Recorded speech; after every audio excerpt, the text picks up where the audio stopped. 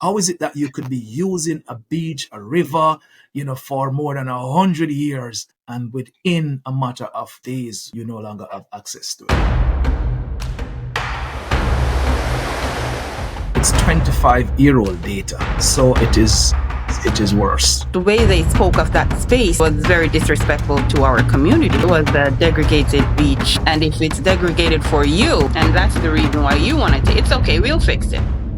Devon, Monique, both of you have dedicated yourselves to a very specific mission these past few years in Jamaica. Can you explain to us what is that mission and why have you undertaken it? Yeah, so the mission is, to make sure that all beaches and rivers in Jamaica are accessible to the Jamaican people and to friends of Jamaica.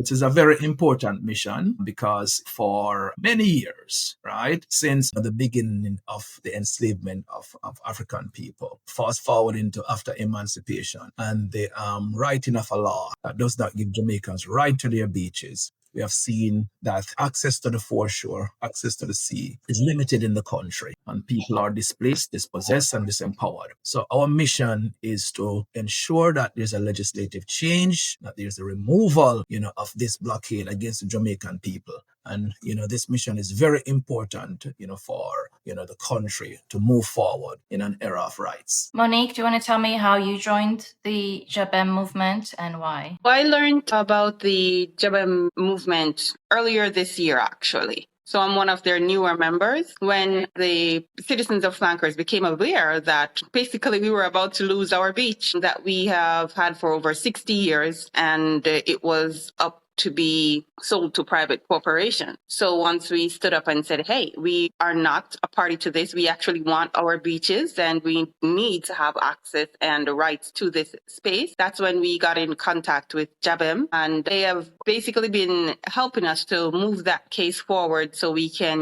ensure that we have access, and this is a space that is available to all Jamaicans and not just to private entities that would like to buy that. You mentioned Flankers, and this is in Montego Bay. It's a community in St. James. That is correct. One of the more prominent inner city communities for sometimes the wrong reasons, but that's something that we are working on, and we look forward to empowering our citizens through all the means necessary. And it's actually close to the main airport in Montego Bay. So I was looking it up on the map, correct? It's actually across from it. Across from it. Okay. At some point, you have less than a 400-meter distance separating us. Okay.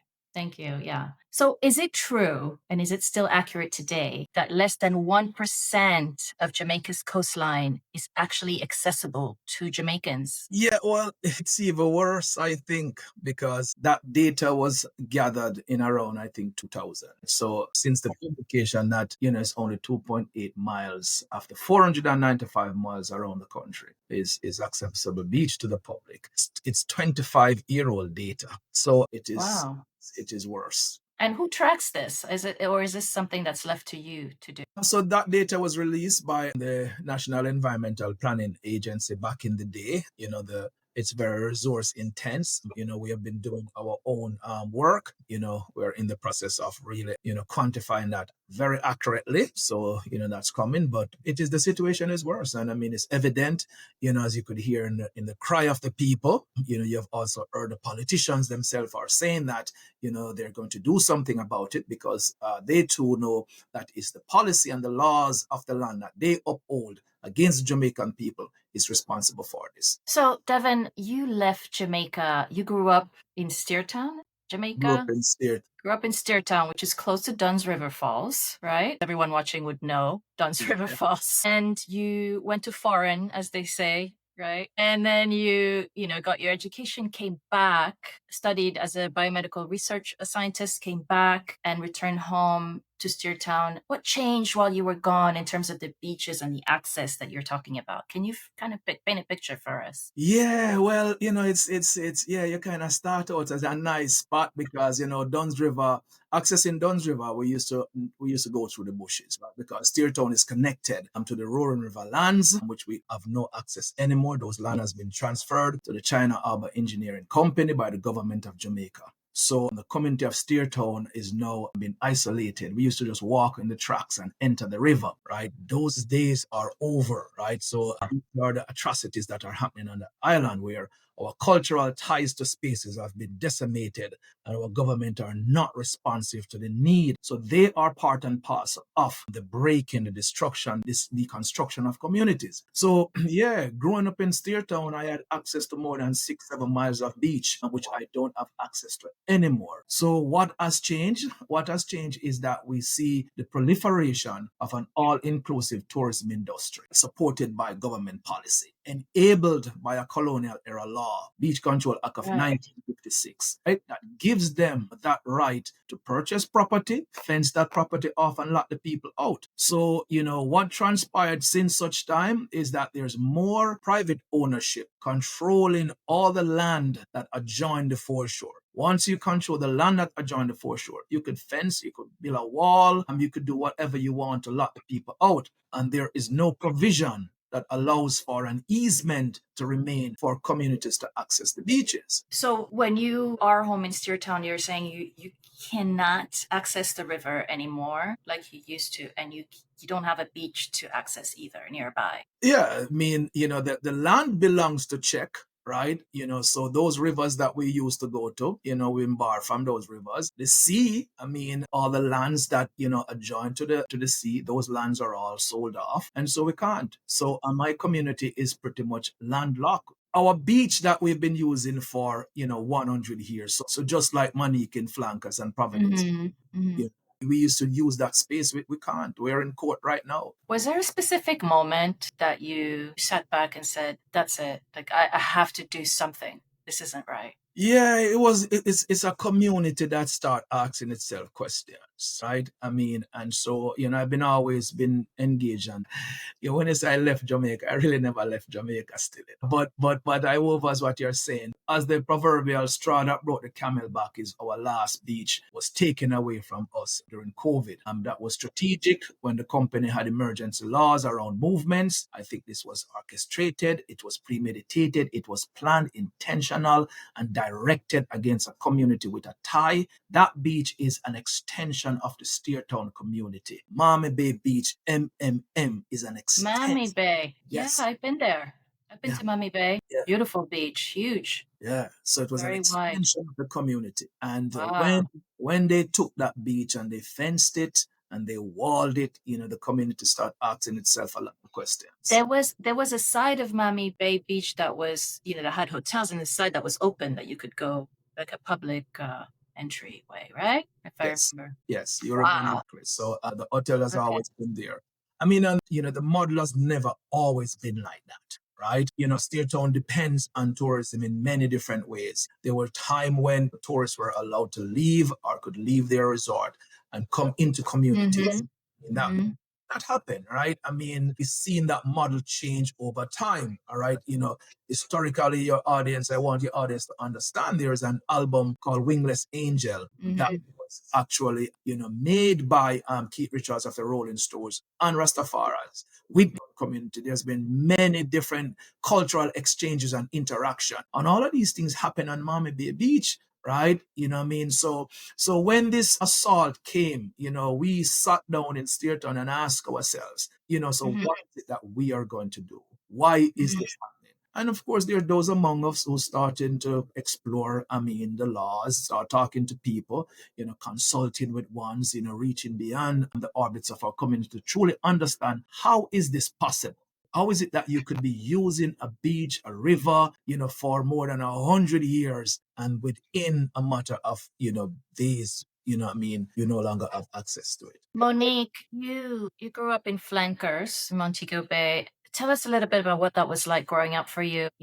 Did you have close access to the sea? What was that like? And just try to tell us a little bit about that. Well, growing up in Montego Bay, yes, my mom made sure she took us to the beach every weekend.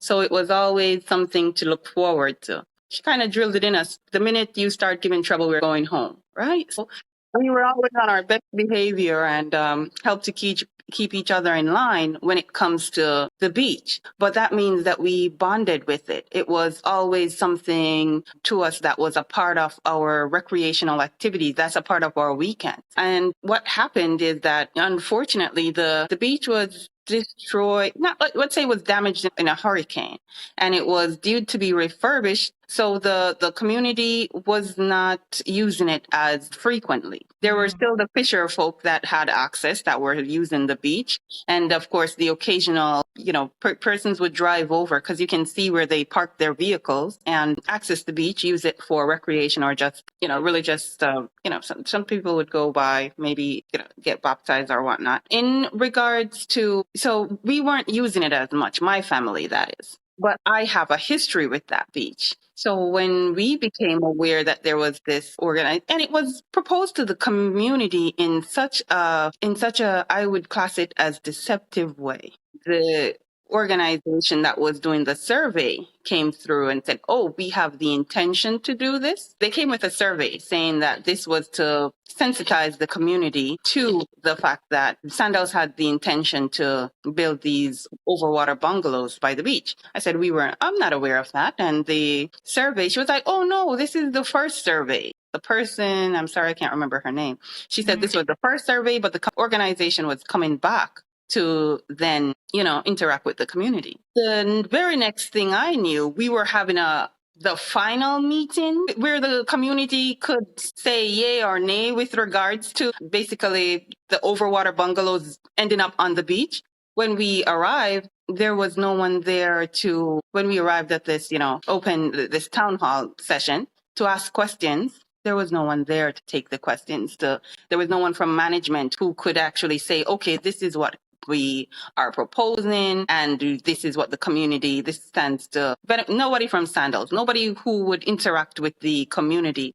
And so you see where it's almost like the organizations that are putting these different companies in possession of these beaches, they're not providing you with the opportunity, or it's not that they're not providing you. It's almost like they're not being genuine.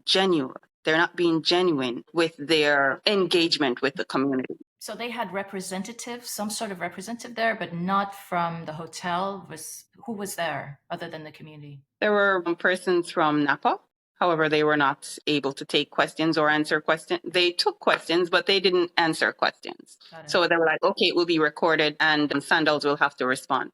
The persons there from Sandals were there to take names, to basically take a record, but there was no one there from upper management or anywhere who could answer the concerns of the community. So at what point, because I know you said you joined JaBBEM not long ago, and after all of that happened, how long ago was that? And was that the trigger for you? It was the trigger. It was the trigger, because the rights of our citizens can't be left up to the benevolence of private corporation. So if the organizations, if the government that is put in place to protect the people are literally just sitting by while our rights are being negated, while the persons in our various communities are being disenfranchised, because the government, they're supposed to be there to protect the people. They're worked for the people to protect the rights of the people, to make sure that we always have some say, so to speak. And when those organizations don't function as they should, then you find that we are left up to, as I said before, the benevolence of private corporation to say, well, I did give you an opportunity to attend. So. And how quickly was that beach fenced off then afterwards? It has not yet been fenced off. We have now, as a community, become more aggressive in our engagement of the space, as we are not, if it is our beach, and just the way they spoke of that space to me was very disrespectful to our community. It's a degraded space. I was offended. And that's the reason why you wanted to. It's okay, we'll fix it. So we've organized various Labor Day projects just to ensure that we are active within that space to try to mitigate. But the hotel is still building there? Or no? Oh, no, it's not yet been done. And we don't tend to see it. All right. So this issue didn't appear overnight. It's actually been ongoing for quite a while. And I watched again the episode from the late Anthony Bourdain and his 2016 visit to Jamaica, where he mentions this. that people are being walled off from their own beaches.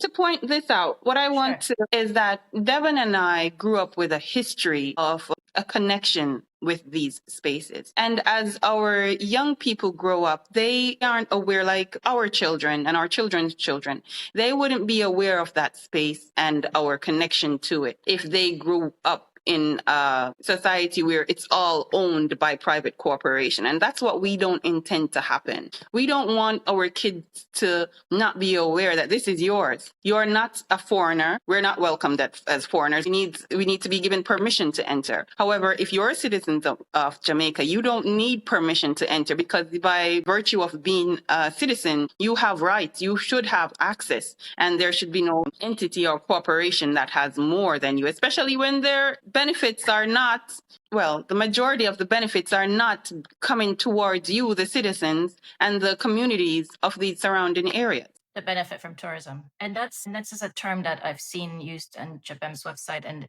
Devon, you use the term beach birthright access, which I believe Monique is referencing, right? Monique is blazing. I don't think I've quite heard it described that way before. Beach birthright access. Well, we had to I mean, Monique just very clearly points out the assault on the nation, failure of the state, right, to protect its people, right? The law that is doing so, it's been on the books for 69 years. And the political class did not see it fit to change it to benefit the people. Instead, they're just selling off the country, all right? And I'm joining Monique by saying this will not happen anymore under our watch, right? This resistance was born out of the struggle, right? So when we reach for beach birthright, we had to remind ourselves of the connection to the land. And that connection came through rebellion. Jamaicans, our ancestors, had to fight for the liberation, held in shackle slavery, the worst form of dehumanization for more than 500 years, right? Only to emerge as an independent nation, right? To now be shackled by a law that now blocks us, and the complicity of our government upholding such a law, and even going further, right? They're going further. They're issuing these beach licenses, right, to all these corporations now to exclude us. And the further that they're going now is appropriation of the sea. So as Monique articulated that, you wake up and some guy come around you trying to, find some deceptive ways to engage you in your community. This environmental impact assessment did not even have the courtesy to go inside the community of flankers. They stay on the periphery to talk to people. Now they're taking the sea. Part of this is to clear over 2.4 miles of sea to erect, right? And we're speaking about this project in Montego Bay, that Sanders is overwater. Yes, overwater villas. Overwater bungalows, yes. To rip out 2.4 miles of the seabed to build these structures and displace the community from one of the last, free spaces that they use, right? How can a nation or a government even entertain an idea like that? How can they do that, right? They don't think we are worthy of the spaces, right? This is just how they see us, the people, right? As one of our mentors says, we came there to work, right? We came there to work. We came there to die. We are beasts of burden. And that kind of colonial mentality sits even in the leadership of the country as to how they see the people. Otherwise, you would never entertain displacement, dispossession, and disembowelment of a people. Permanently too. Permanently. It's not like, okay, this is something that will temporarily, like a lease of the land. They are literally selling it, so that means it will never be yours again. Wow. So sorry to interrupt them. No, thank you. Yeah, this is the coastal lands, and something we could talk about later. Yeah, Jamaica allow for ownership of coastal lands. Now it says 495 miles around. The government is still the biggest landowner along the coastline. But most of your prime beach spaces are all owned by private corporation. They own it all. It was sold, right? And it was given because the government resale transferred 27 acres of prime beachfront land to Chinese Harbour Engineering Company in Old Fort Bay. 27 acres. Been Where is handed this in over. Jamaica? If you could geographically explain for our viewers. This is right next door to Miami Bay, right? Just Okay. as you get off that highway that the Chinese built, you know. Yeah. Is that the same as the Roaring River that I know? It is. It's the same Roaring River that's popular. We used to go for swims there, and it's part of that deal. Part of that deal is that they transfer, I think, 700 acres of that river lands, right? It's actually on a watershed, right? Doing a watershed. They own that. They're going to build out 834 houses in the course of the river in doing so. And on the beachfront side, 27 acres of land. This is what our government does, right? There's appropriation of the sea. They're giving away the rivers. They're giving away coastal lands, right? It happened on the government side and African private side because there are no laws in the country. So speaking of laws, let's talk about this briefly. The Beach Control Act of 1956 is the law that you've been referring to that is still on the books, even though it came out in colonial times, right? And it really shocked me. I mean, as I mentioned, I've spent a lot of time in Jamaica. And I stayed away from resorts generally, although I have stayed in a couple, so I know how that goes. But the other side of Jamaica is what I always looked for. But I never somehow knew about this law. And so when I started reading it, I was quite shocked, and I'm going to read it out. Subject to the provisions of this section, all rights in and over the foreshore of this island and the floor of the sea are hereby declared vested in the Crown. No person shall be deemed to have any rights in or over the foreshore or the floor of the sea, save such as are derived from or acquired or preserved under the virtue of this act. And I read this and I thought, the King of England owns Jamaica's beaches? I mean, we're still trying to clarify a couple of things, around vestation in the Crown, right? It's definitely not public land, right? Because we don't have access to it. So this vestation, right, is controlled by the Commissioner of Land. The Commissioner of Land appointed by the Governor General, right? The Governor General, is reporting to the King, but the Commissioner of Land sits in the National Land Agency, which sits in the office of the Prime Minister, the executive branch.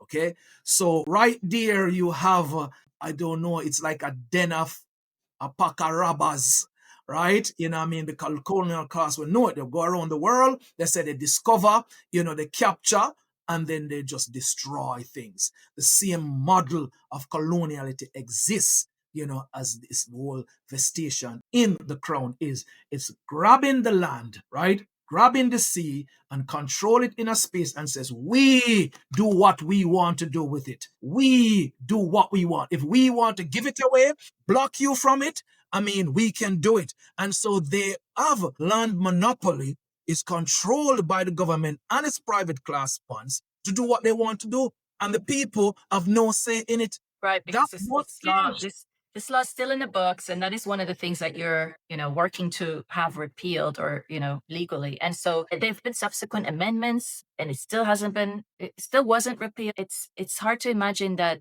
has continued, but there are also loopholes, right? So in which you can, I believe from what I read, and you can correct me if I'm wrong, but from what I read about this act is that you can actually petition for access if you've been using the beach or the river for more than 20 years, which is also kind of crazy, but that's what it says. It's undue burden on the people. The law, there have been some amendment to the laws, right? The what you spoke about is the Prescription Act of 1882 that was joined to the act, right, is an independent piece of legislation by itself. And we're using that legislation to really fight for access, which we should not have to do because the state should really kind of see its responsibility. Many years ago, since 1962, they should have repealed it. We're asking ourselves the question, how can a piece of legislation be so discriminatory to Jamaican people by not affording them rights? And it is practical, right? Because you see how the state uses its monopoly on land to really promote a kind of plantation tourism in the country that exclude the people. Because the act allows them, what we're experiencing in Jamaica right now, it's not just displacement, right? It's not just dispossession, it's disempowerment. And the plantation model extends itself to the people of the country who works in this sector, which is vital to the nation, right? The all-inclusive The all-inclusive models, right, is a very similar way how they control land as all in colonial days. You know what I mean? The labor force is all short-term contracts that they're working on. You know what I mean? The working condition is not the best. We've seen last year more than 10 hotel strikes across the island. People are resisting about the working condition in these spaces. Very similar plantation model.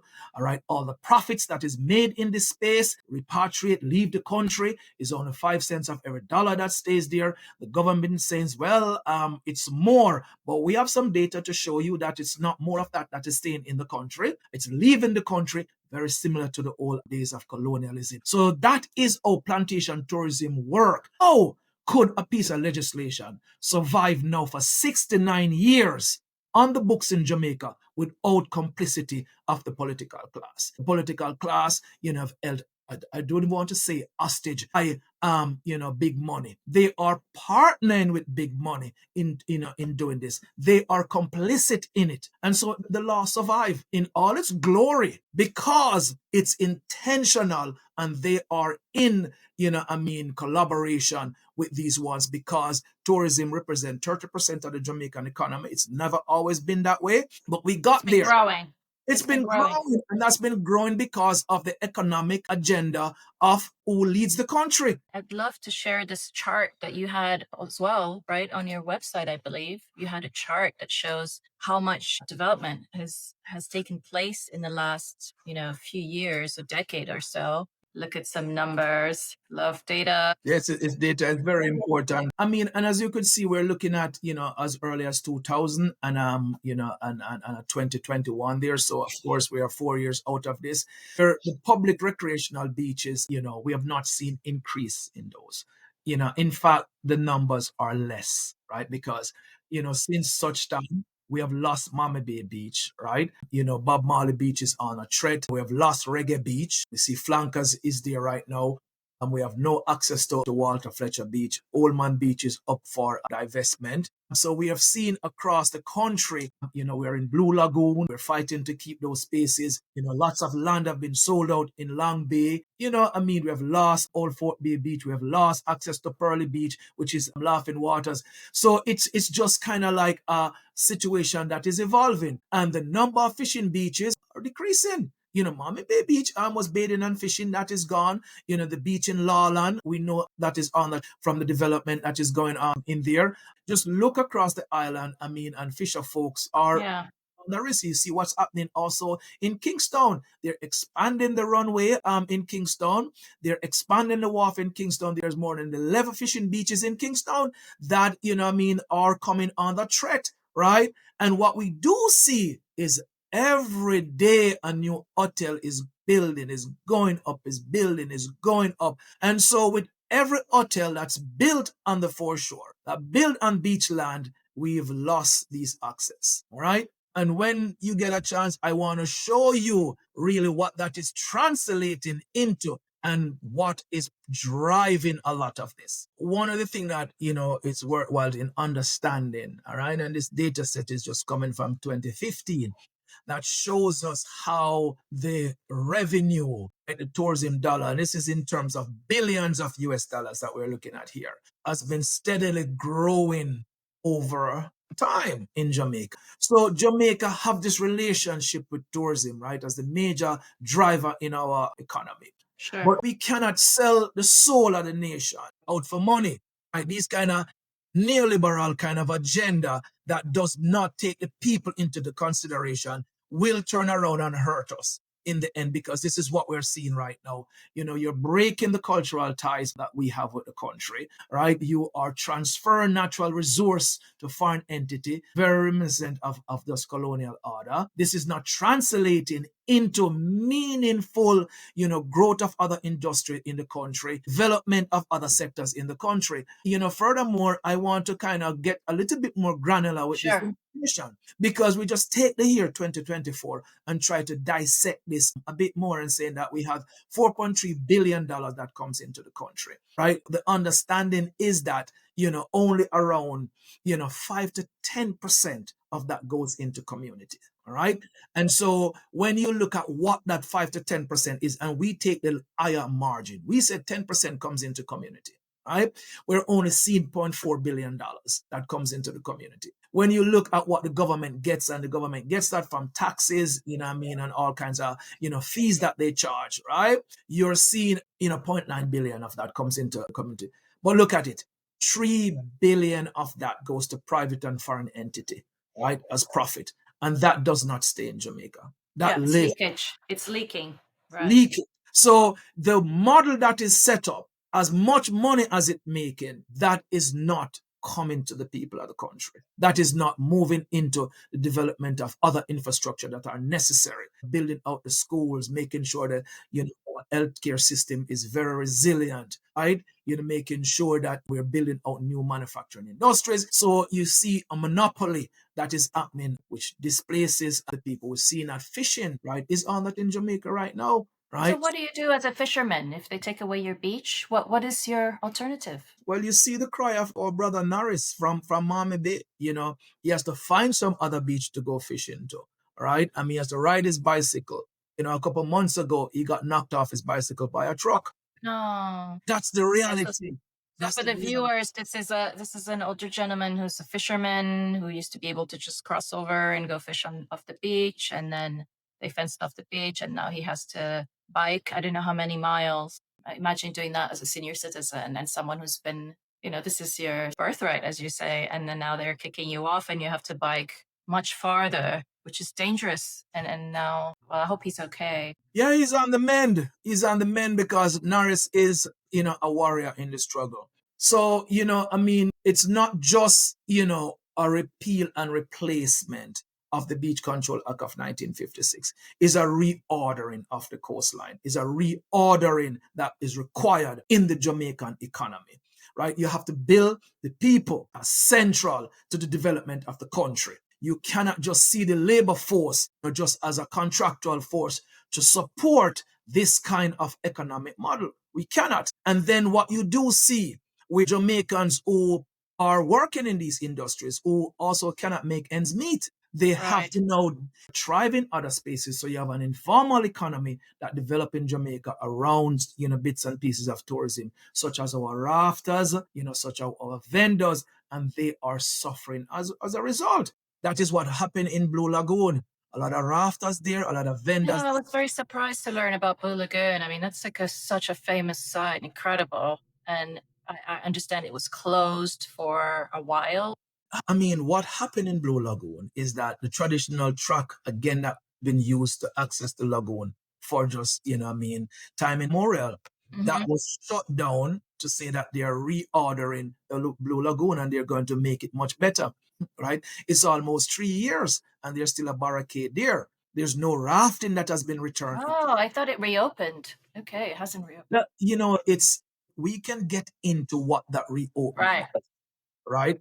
And I understand that the land around it has been sold. The land around, no, it's not leased. No, it's in the hand of private owners. I see. So the government of Jamaica does not own any land in and around the Blue Lagoon, and there are more than 200 acres of it. All the government has is a parochial road that leads into the Blue Lagoon, and it has allowed privatization and commandeering of that piece of land. And if I could indulge you, I want to show you a video. What comes up here is an altercation that happened on a beach in Ochirea. So this is a video in Jamaica where a citizen is trying to access a beach that was before a resort. No, sir, I don't care. No, so this is private property. I don't care what Answer me now. all you want to me. Well, another day. I read, yes, so this is private property. I'm not reasoning with anyone. Then a quarrel. I just give an instruction that once you have that ban, you're not a part of this property. Okay, so we're not supposed to walk on the beach, no. Not even the water. Not even the water, right? Now, these are some of the things that beach license do in Jamaica. Beach license can be given exclusively, so no one else can use your space. Right. Yeah, I hate to say it, but the scene is so familiar to me, as a journalist who's been all over the Caribbean, and actually as a journalist who's also been approached in that way because they thought I was a local. And this happened to me once in the Dominican Republic, and they argued with me that I couldn't sit there because it was in front of a hotel. And you don't really know what it's like until it happens to you. And at least me, I'm a foreigner, but imagine you're from there And they say that to you. So this part is showing you what happened in the Blue Lagoon. The Blue Lagoon when it was shut down and how they went in and they cut up and destroyed all the rafts in the Blue Lagoon. All right. Yep. What they? Who's they? The Portland Municipal Corporation, which is part of the government. It was a government operation. They had some stakeholders involved in there, and they promised the community that they're going to reset the space, reopen the space. This is going 3 years now, and there's no rafting that has been returned to the Blue Lagoon. They destroyed people's rafts, like people who were selling these tours, the rafting, which we all of us who've been there know that there's rafting on Blue Lagoon. Wow. Yep. So these are the things that happen in Jamaica. This is what our people have to deal with, right? So it's only big tourism that can make the money and enjoy the resources of the land. People who have been doing this for just decades, built these spaces independently, right? Create these businesses and offer their creativity when the state could never provide for them. Right. Informal workers. Yeah. Yes, informal sector. So the rafters, we see that in White River too. We're seeing it in Blue Lagoon. It is happening in Sanko Bay in Portland. We're losing fishing beaches and recreational beaches. So where does this end? Where does it end? We're asking, the leaders of the land, where does this end? You must reorder the coastline, right? So this is why part of JaBBEM is around economic justice. We are beyond just access, because when we study and understand the issue deeper, then it cannot be we just want to walk on a beach and dip in the ocean and swim. No. If this thing is 35% of the economy of the country, it's using the resource of the land, then we must participate in it. So we are not going to sit here and let any, politician just tell us that, we're going to give you an easement and that's the end of the story. No, we need to make sure that the repeal and replacement happen, but we need economic empowerment of the Jamaican people to really participate in the coastal economy, because it makes $4.3 billion. We've seen $3 billion is leaving the country. All right. And we're only getting, a drop in the bucket. We need real economic participation on the coastline. And I'm not just talking about better wages and better working conditions for the hotel industry. We're talking about full participation. This is why we do not want the government to sell any more of its coastal land. These must be placed in a trust for the people. There can be many sophisticated economic schemes that are set up. They've already been existing there. Has the government engaged with you at all through your work at JaBBEM? Well, right now, JaBBEM have engaged the current government, right, through the courts. One of our first engagement was at the United Nations, right? When I think every couple of years, Jamaica has to go there before the committee that is responsible for the eradication of racial discrimination. We brought the issue that Jamaicans were being discriminated against, for accessing, using their beaches, and the Beach Control Act of 1956 represents such a discriminatory legislation because, if you're not a property owner, if you don't have the money to really go to this hotel, then you cannot access many of these spaces. And we ask that the government of Jamaica consider the repeal and replacement. And the government basically refused to do so. They say they have the right to balance, which I don't know because there's no more balance there, so we engage them in the courts. We've had the Urban Development Corporation, a statutory body of the Jamaican government. We have them in the courts. We have the Commissioner of Lands in the courts. We have the Jamaica National Heritage Trust in the court. Portland Municipal Corporation. So different entities in the Jamaican government, we have engaged them in the court for the rights of the Jamaican people to access these beaches. Okay. I just want to clarify for those listening. When you say engaged with, you mean they're actual defendants? They are defendants. JaBBEM is the plaintiff on behalf of communities. Not just JaBBEM, but we are partnering, we are collaborating with communities. So we have Fisher Folks communities in Bob Marley Beach Jamaica with Surface Association, part of, the plaintiff arm. In Portland, we have the Blue Lagoon Alliance, which are, the rafters and individuals who are, who use these spaces in Miami Bay. We have the fishing community, the vending community, Little Duns River. We have the same ones. So across the island, and we're working very closely right now, and Monique is leading that effort and flankers in Montego Bay. Okay. How do you respond to Jamaicans on social media who say, and actually a couple of Jamaicans I recognized as well, commenting, who say, well, this is kind of exaggerated. You have 7 Mile in the Grill, you have Treasure Beach, the whole southern coastline. And there are others who say, this is about maintenance, and it takes money to maintain. What do you say to those folks? Monique, you want to address, I'm going to provide a response to it. I'm going to give Monique an opportunity when she wake up, right, and she goes to a meeting for once to tell her that you're going to lose your beach, right? So, how do we respond to somebody knowing a threat is imminent and we're going to lose our space? Let's talk to those people. Monique? So are they asking, my question would be, are you asking me to wait until I have none? If I have less than 1%, no. Where are they going to put those new hotels? Not on the ones that have already been sold. So you're saying that I would have access. Remember the video he shared just now where we are supposed to have access to the foreshore, and security guards that are standing there telling you that this is private property and you don't have access. So what exactly is it? Is it that in Jamaica, we grew up with a saying, you sleep mark death. And right now, we are too close to death and we refuse to go any further. So while those who, I'm not sure if those among us who have commented are those who are not dependent on the beach or have not developed or lost their relationship with the beach. I think it's more people who have access to it already or have privileges to access. And, it's funny. I was unaware of this issue and how imminent the danger was until my beach was encroached upon.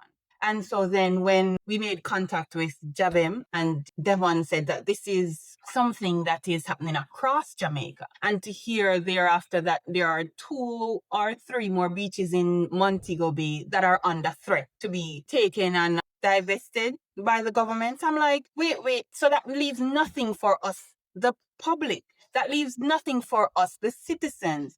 And it cannot be that the post-colonial era is mirroring the colonial era dispossession and undermining of the sovereignty of the people. The sovereignty of Jamaican people takes precedent. Anyone who stands against that, I'm not sure where or, in which country or on what nationality you're standing. But if your nationality then becomes up for grab, then I'm not sure where you would live or where your rights would be enshrined. No, Lily, what can I add to that? I mean, Monique said it all, right? She's experiencing it. So what am I going to compare that? Some of us can walk on 7 miles of beach in Negril that is militarized.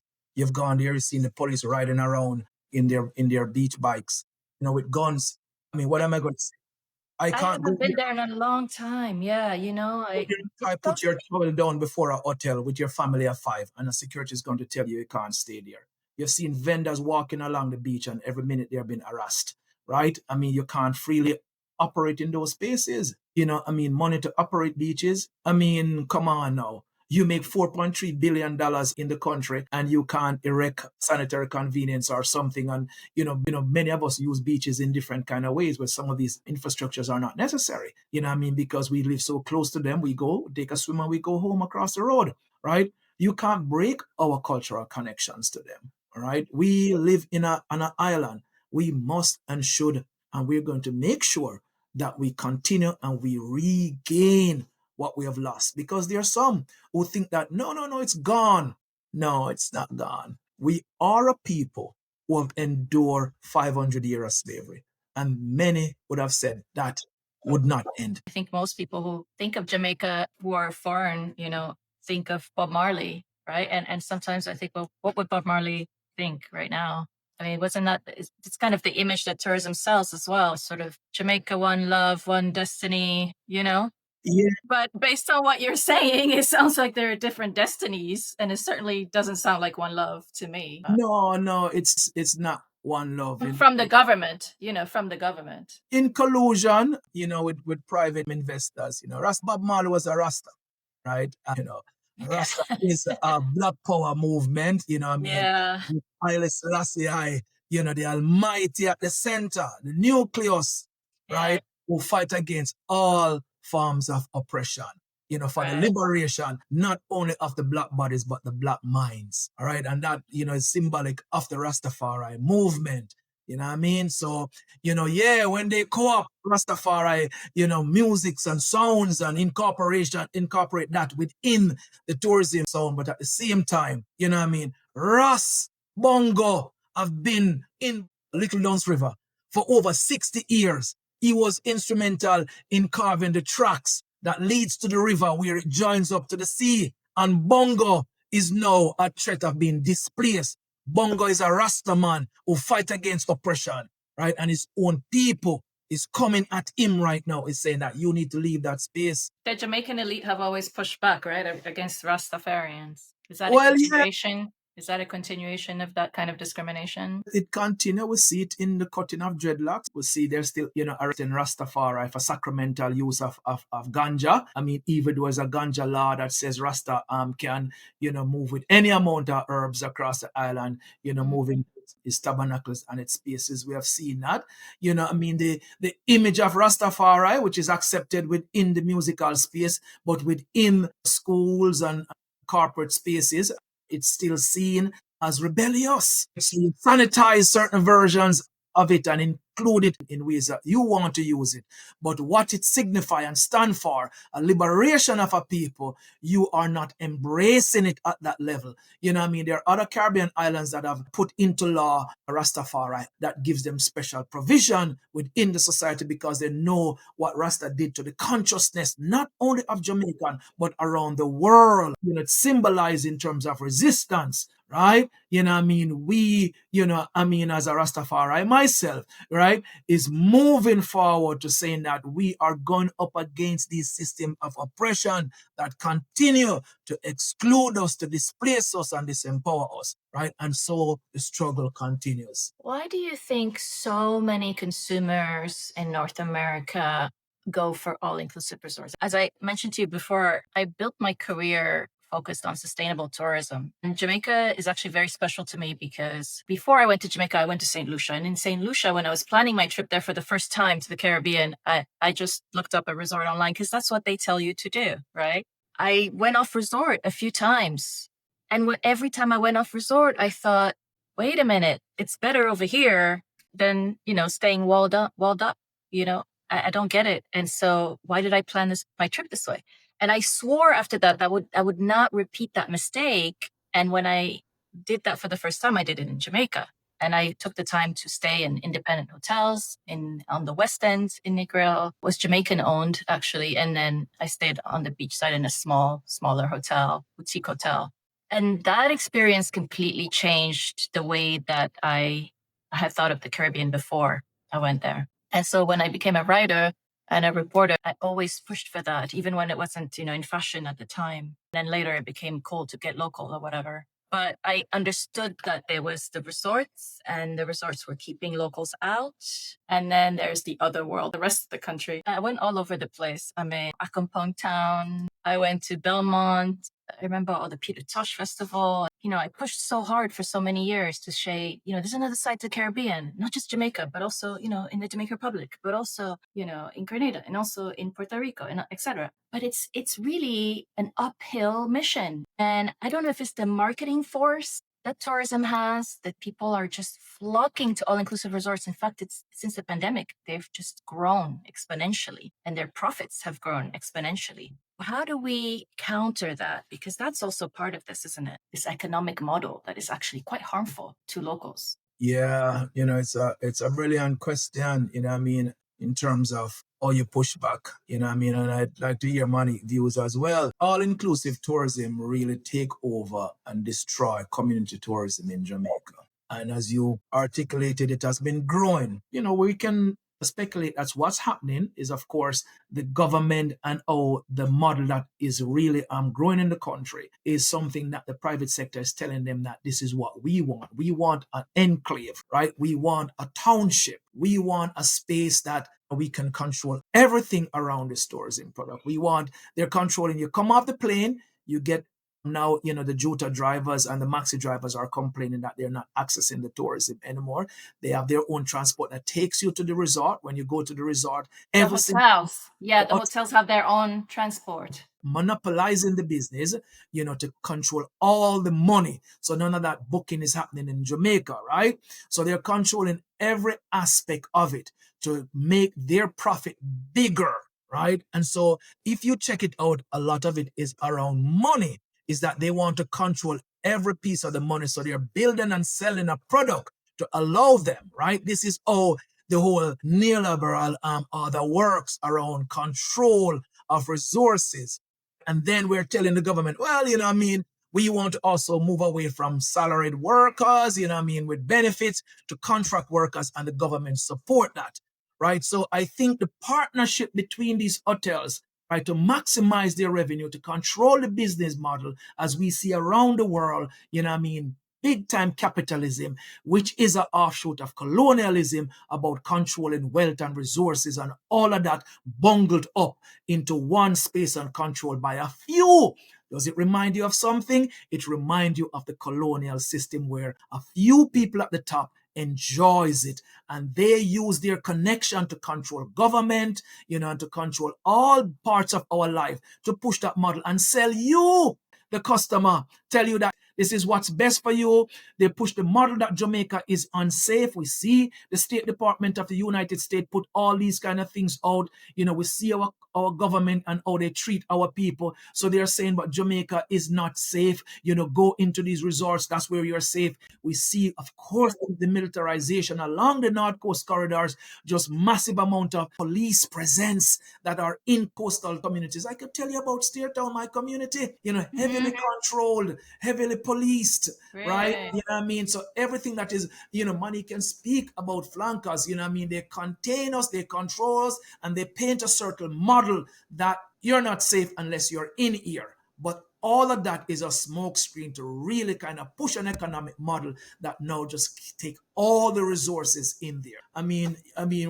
Monique, is it not the same thing happening in Montego Bay? Montego Bay is prime tourism. Yeah, go ahead, Monique. Growing up, I used to attend the Howard Cook Primary School. And along the Howard Cook Highway, there is this craft market. And when I was growing up, that is where you saw so many tourists. So as kids, we would always make our way over there, right? To interact and to engage and see all the lovely woodwork, the beadwork, that's where they got their souvenirs from, mostly. Now, as time has passed, what we find is that we have little to no tourist engagement in these spaces anymore. You find that these the opportunities to buy the souvenirs are now provided on the resort. Everything is on the resort. You want to play in the ocean, you're on the resort. You want to play in a pool, you're on the resort. We feed you, we do. So, and then they market this on the resort as Jamaican made, and this is our cuisine. And unfortunately, as destruction of the micro businesses that takes place, because the street vendors, the craft market, the taxi drivers, they lose customers. They lose the opportunity to engage with, the foreign exchange market that provides them with a larger profit. The Jamaicans, as we lose these things and you find that you have more persons becoming engaged with the tourists within that bubble, within as a employee of that organization. And that leaves them to take advantage of you. So you have lower wages for the persons working within the tourist sector. Devon pointed out, I remember when they were pushing for that contract worker. It was in the early 2000s. Nobody was getting employed anymore. They were becoming contract workers, which was short term. And now the situation is there are almost no employees. Your contract expires and you have none of the benefits of the employee for that organization. If you say, all right, fine, you're okay with, let's for the naysayers, you're okay with the beaches becoming illegal for the citizens. Are you also okay with our citizens being nothing but employees, not even employees, contract workers? They're not guaranteed a job. You're only here for 6 months and now they're moving to hourly rate wages. So that means that company has no obligations to you should anything happen to you. Yep.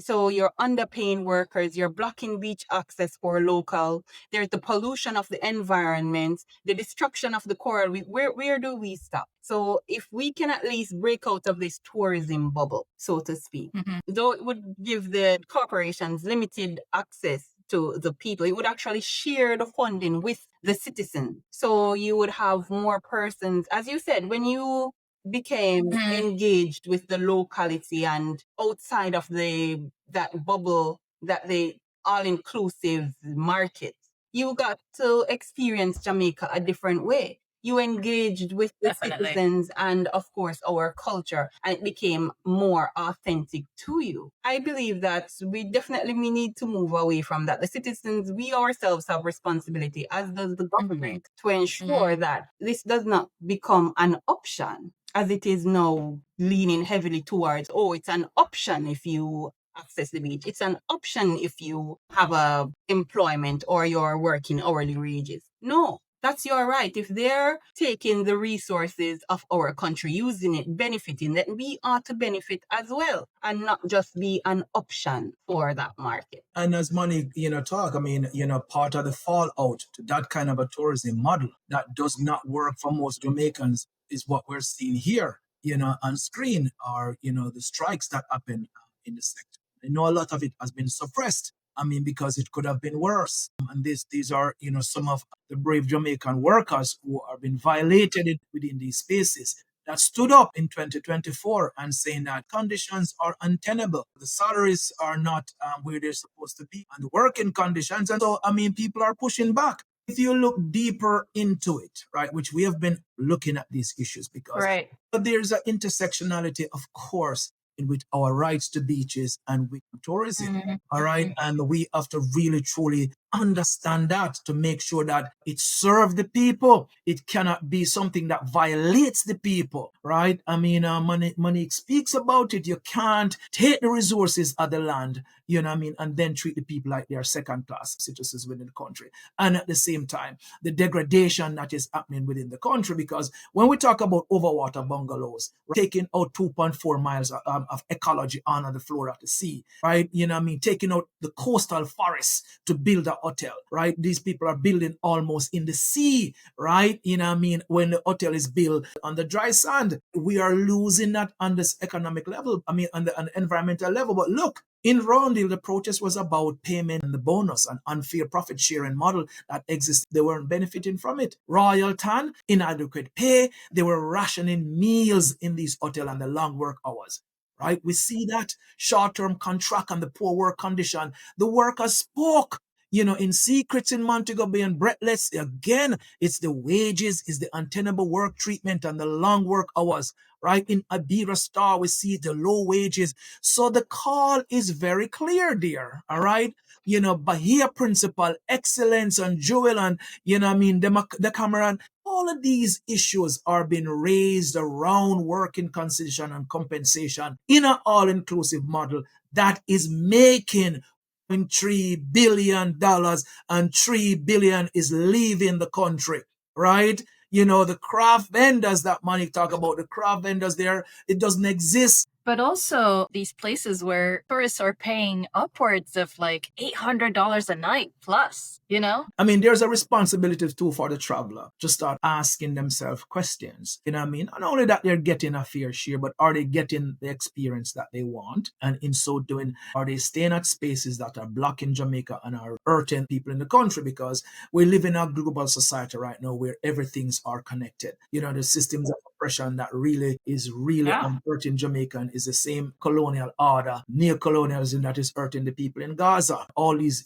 blockades that we're seeing there that is hurting, is the same kind of mentality about exclusion of a people and how you see a people that does not belong in a certain space and you exclude them. So there are many parallels, it's happening. You see it in hotels here. You see it in the service industry, even here in the United States, and the wages that are just, it's untenable compared to the cost of living. Absolutely. And we have to push back on these things, and we have to build a movement of solidarity across the planet. We've seen, what's happening across the world in Sudan. It's rights for sovereign spaces, it's the rights to really kind of benefit from the resources in the land. We've seen it in the Congo. We're seeing it emerging now in deep sea mining, the headquarters in Jamaica, and we see that they want to mine in the sea. And what does that translates into? Destruction of ecology, hurting people's way of life, so it is all connected. Well, especially in these times of climate change. To think that an island would destroy their barriers against major storms is just hard to even understand. This is an excerpt that comes out of the EIA. And Monique was very vocal here, and she'll talk about it again. This is their beach right here. What's the name of the beach? This is Providence Beach. Providence Beach. Flankers Providence Beach. Okay, I don't think I know that one. Okay. And this is what is projected to be built there, that they will lose all of this. And you mentioned climate change, all right? And, you're talking about taking out, there are endangered species that live in these waters here. And, you could see all these goings that are built up along.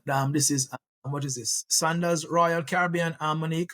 Yeah, that's the Sandals Montego Bay.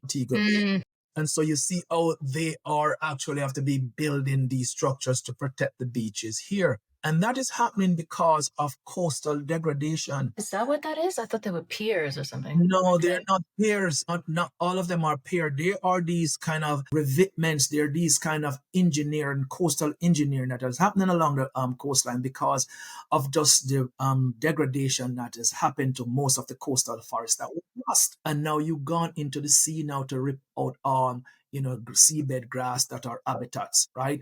You are impacting the ecology of the space. This beach has wetlands on it and mangroves on it, right? And you're going to rip that apart. This is the barrier to the reef right here, and you're going to drop something right out here into the water. And it's not only Sandals that's doing that, all right?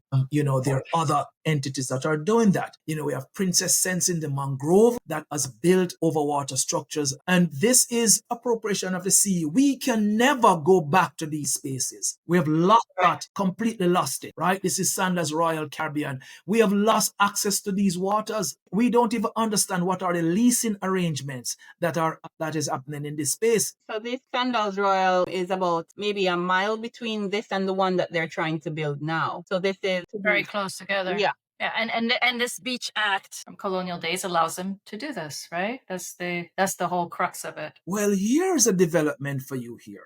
There are no regulation that exists in Jamaica for the building of overwater structures, only a 2016 guideline. A guideline is not something that you can enforce in law. So we are allowing overwater bungalows and structures to be built in Jamaica just by a guideline, okay? And all hotels coming on board now are doing this, right? So we speak about this one, but the newest one that has also been proposed is one that is proposed in Paradise Pen, which is in Westmoreland. This is it. It's 1,000 acres of land with wetlands and mangroves.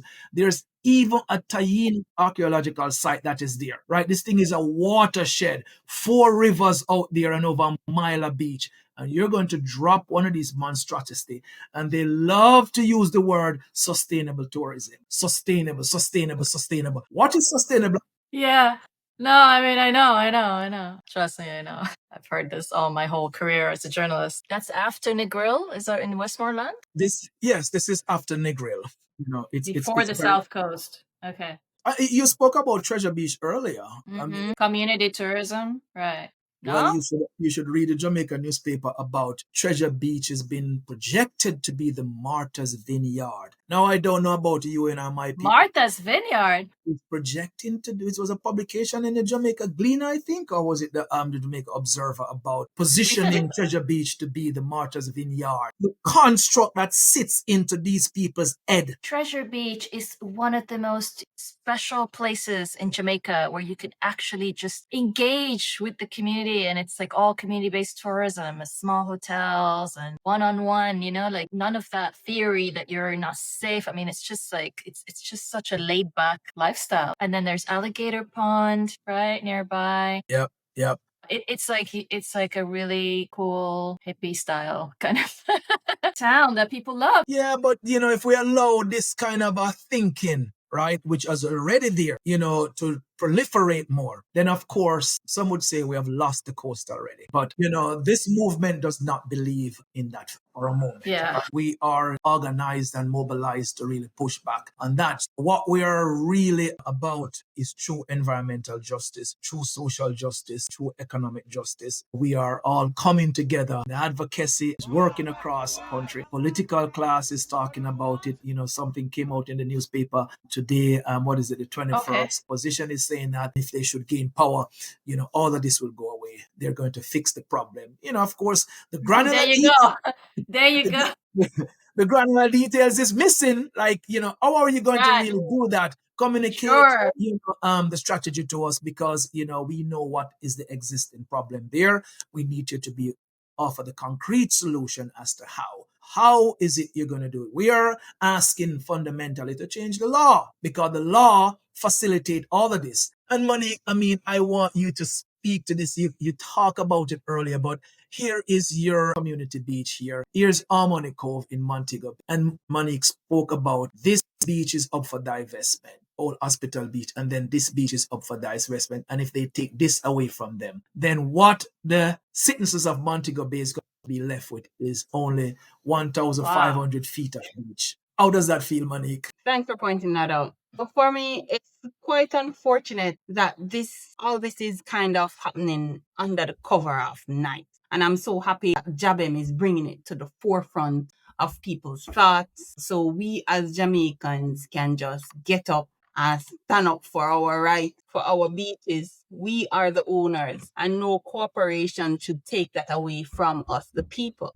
So when you find out that, again, these beaches that are pointed out, the old Hospital Park Beach, those are parts of the community of Montego Bay. As a matter of fact, we have persons that come from Kingston and Westmoreland that travel in buses to come to enjoy the beaches, as they should. So when these are given over to private corporations, how much further are we supposed to travel? Where are we supposed to enjoy all the natural resources and amenities provided by Jamaica as Jamaica? You are leaving us with the dead end space, and God bless us where there's not enough land so they can take it and build on it. So it's the picture so it's on the lower right. Mhm. You can point at that, please. Providence? No, the Dead End Beach. I think I do know. That's right by the airport, right? Right, Dead End exactly, Beach. right. And you can see the planes go down. Yeah. Is it close to Doctor's Cave, right? Doctor's Cave and Cornwall? Yes, Cornwall next that to the it. Cornwall Yeah. Beach. That exactly. You are very I know familiar with exactly it. where that is. I know exactly what that is. So Yeah. that would leave us with dead end space right there that you're looking at. So that's less than 50 meters or thereabout. And of course the Harmony Park. That's all we would have left in Montego Bay. That's literally Right. And who knows for how long? And I mean, who it seems knows like. for how long. And this cannot be allowed to continue at such an alarming rate. We have to actually take the time as Jamaicans to say, no, we want our rights enshrined. We want to ensure that the public is aware, so we can start up different grassroots movements like JaBBEM. Mm-hmm. We want the government we need the enforcement of these laws and stronger legislation so that we can guarantee the access to the beaches and penalize the private organizations as they infringe on our rights even more. So you've mentioned the legal side of things and what you'd like for that to happen there. What can all of our listeners, including Jamaicans abroad, allies, and future tourists, do to help? And separately, what can the diaspora do? Yeah, okay. We need you as the tourist to choose to engage in the type of tourism that allows or encourages and facilitates engagement with the locality. And we're also going to need for our government to change the policies and the laws to ensure that these all-inclusive hotels make or enshrine in their policies where the tourists come out and engage with the communities so they can help to boost the local restaurants, the small businesses, the providing of different crafts from the various craft markets and Rastafarian villages to immerse themselves into the culture as well. And of course, provide for the hotel workers to ensure that they are not exploited. And we promote small businesses and Jamaican-owned accommodations so that everybody gets a piece of the pie. Yeah, so no, Monique, and I'm joining the chorus there that, what she's saying is that we need to reorder how tourism really operate in Jamaica, right? The government must set the tone on this, and it must move us away from an all-inclusive tourism model. That's something that the government must do. You must repeal the Beach Control Act. The other thing that the government must do, the government must rezone the coastline. It is very important to rezone it. And when we say rezone it, you talk about the sea, you talk about the beach, and you talk about the land that's adjoining to the beach. These are three different ecological zones that have different function in terms of just how we maintain the integrity and conserve our environment. All right. And in so doing, you have to ascribe rights to the Jamaican people to these spaces. You cannot isolate us from these spaces. And these are legislative things that the government can do. And it is for the people of the country to hold the government accountable to do these things. So without our voices be heard, that we are advocating that you need to do this on behalf of the future of the country, to be fair, and to be just, and to be equitable. These things must be done. So we are seeing that all beaches must be designated as public land. And this is talking about the wet sand and the dry sandy area. You must rezone the space, and you have all the tools in the box to do so. You have the Land Acquisition Act of 1947, a legislation that allows the government to take land and to do all that kind of stuff. The Beach Control Act even empowers the government to do that. So all the tools are there for them to rezone the coastline. And by rezoning the coastline, we are encouraging them to create a land trust that put all the lands that adjoin the coastline in a trust, that will stay there in perpetuity for the people of the country, and they can do so. We will not be the first country to do so. Costa Ricans have done so, the Mexicans have done so. You're talking about other nations in the world that have moved forward. That is the case in Thailand. The Indians have done it. It is a doable strategy. And so what you're doing in the process, you're empowering your people, right? Economically, you're making sure that the injustices of colonialism and the vestiges that lingers in our society around land monopoly, about economic disenfranchisement, you're going to fix those by rezoning, and people now will feel, the economic benefit, because now you're not building these enclaves, these township, people will now leave the resorts and go out and enjoy the culture, of the people. Even though earlier I said that, the people are still helping these all-inclusives grow, at the same time, I do see a change of mindset in that people want to combine. They want to stay in the hotel, but they also want to go out and have a cultural experience and have something unique to take back home with them and share these stories. And they're really being picky about places that they're choosing based on that. So more and more people are choosing places that they can actually show off on social media, beyond just the shiny suite. So I think that, even from a strategy perspective for Jamaica, it simply does not make sense. It's kind of like you're killing your golden. In Jamaica, we would say, cut off your nose to spite your face. Yeah. So, you lose in the end. So what's next for you guys? Lots of things, right? I mean, we're revving up in all different areas. What can the diaspora do? What can people outside of Jamaica do? We are telling them to avoid resorts that do not allow Jamaicans, to access their beaches. That's a very simple ask. Do your research, ask them, and if they said no, Jamaicans cannot, then you don't stay in those spaces, right? Spend your tourism dollars wisely. Engage local spaces in Jamaica. There are many of them, using Airbnb. We see the government talking about bringing Airbnb into a more formal construct within the tourism business. There's a lot of regulations and fee and fines there, but that's an issue that we need to watch closely as how that develop. But the international space need to be really good travelers, good citizens, and do not support models that hurt the Jamaican people. All right. We have cases in the courts. We're asking you to help support these cases. They are meaningful. We have 4 frontline communities now across the country, and we have more coming, right? And to do that, we need the funding to do so. So supporting the movement and supporting the legal component to the fight is very, very important. We do have a GoFundMe set up there. We have local accounts that you could engage us through and show the court when we engage, because what the Prescription Act of 1882 allow us to do, it allows us to actually win some amount of land rights. The land rights to use a track and a roadway to cross over land to get to the sea. This is what this legislation has done. And because most Jamaicans have never received any permission to use the coastal spaces, we are all qualified for the 494 miles. But there is a limitation in this law that if you don't act within a year, then you acquiesce your rights. So what you see happen across, you will see developers buy a piece of land, sit and hold on it for 1 year, break the prescriptive rights of people, and then they progress to build.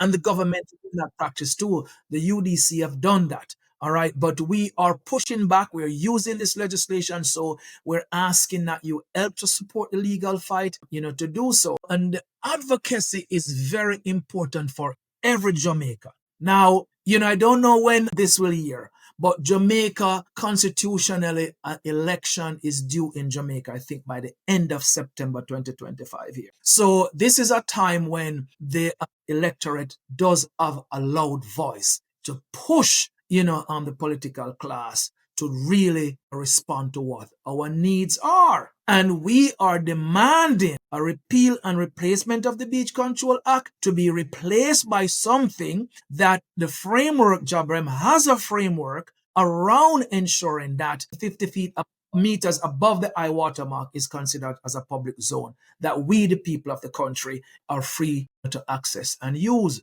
We're calling for even more. We're asking that, 100 meters out into the sea reserved as a sacred zone, because we do think we have a special association with the sea. We understand the bodies of our brothers and sisters, our ancestors washed up along these shores in the atrocities of slavery.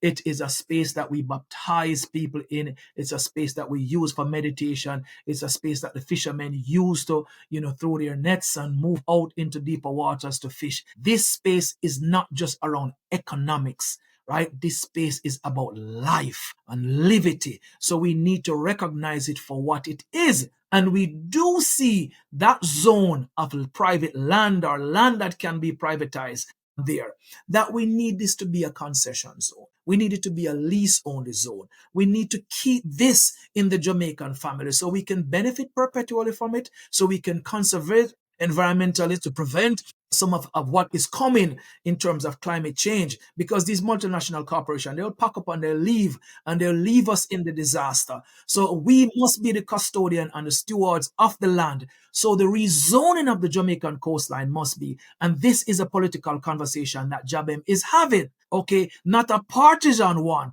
but we're asking the electorate to push the political class to really do what is right, is to rezone the coastline, to usher in laws, that is going to see we remove this colonial era law and make the space public and put this land in trust and support the economics of the country, right?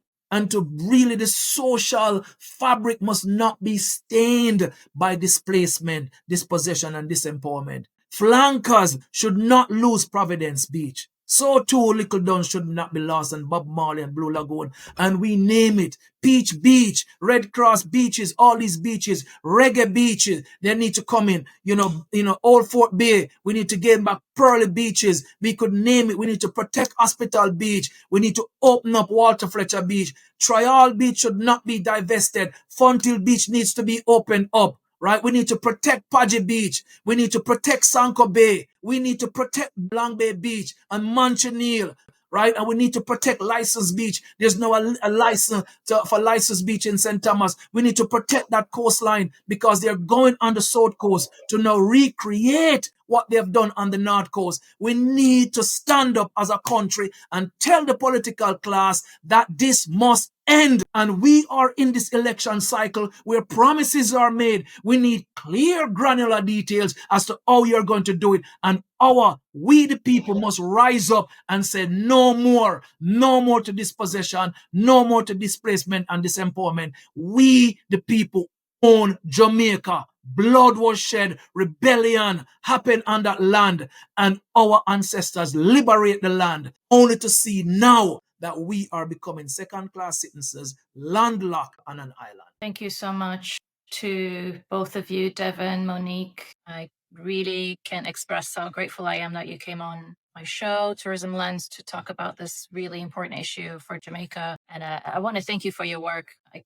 can't express just how important it is as someone who's not Jamaican, but knows Jamaica and has been around Jamaica and has seen these walls that you speak of and the fencing and the unfairness and inequity even in tourism across the Caribbean. So what you're doing is not only valuable for Jamaica, but valuable for all of the Caribbean. So thank you very much for being here today and for sharing all of this with us. Yeah, give thanks. And the youth voice is very important here. And I appreciate, Monique closing this session out as we engage the youth across Jamaica to really lead the charge. Yes. Monique, last word you'd like to share? No, I'm not sure I can be considered a youth. Come on, Monique. When somebody says that, Monique, you just say, oh, great, okay. Embrace it. Embrace, yeah. We love the opportunity to sensitize our fellow Jamaicans as well as the international community to the injustice that is currently being done and encourage everyone to step out, support, and ask questions, because that's what it takes. Asking questions and finding out. You who are in the diaspora, just look and find that the beaches that you once traversed yourselves are no longer ours. So support our movement to ensure that Jamaica and Jamaicans have access to their inalienable rights, that is the beach. Thank you very much. Thank you for having us.